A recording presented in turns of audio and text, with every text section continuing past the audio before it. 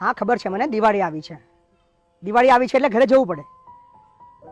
મારી તકલીફો સાથે, મારી પ્રોબ્લેમ સાથે શું ફરક પડે છે? દિવાળી છે એટલે ઘરે જવું પડે.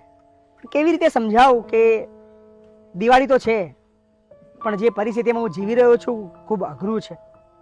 કેવી રીતે બોસને સમજાવું કે બોસ આ સેલેરીથી કે આટલા બોનસથી મારું ઘર નથી ચાલવાનું. ઘરે ખબર છે તમને, મમ્મી છે, પપ્પા છે, મમ્મી બીમાર છે, મમ્મીની દવાઓ ચાલે છે, નાની બેન છે એનું ભણવાનું ચાલે છે, નાનો ભાઈ છે એને ઘણી બધી તકલીફો છે. પણ અત્યારની પરિસ્થિતિ અમને મારે કેવી રીતે સમજાવી કે દિવાળી છે મારે ઘરે જવું પડશે. ગઈ દિવાળી બી મને આજે યાદ છે. ગઈ દિવાળીમાં ઘરે જવાનું હતું ને છેલ્લા સમયે ઘરે ના જઈ શક્યો કારણ કે પૈસા ઓછા હતા.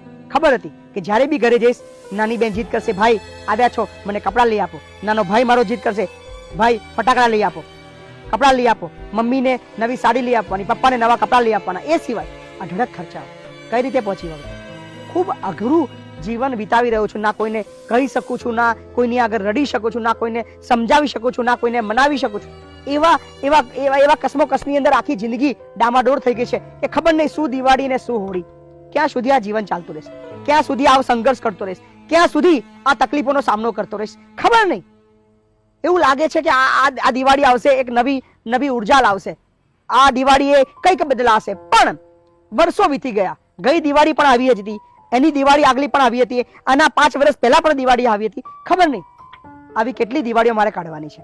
મારી પણ સપના છે, મારી પણ ઈચ્છા છે, મારું પણ એવું ડ્રીમ છે કે જ્યારે પણ ઘરે જાઉં બહુ બધો સામાન મારા ઘરના લોકો માટે લઈને જાઉં.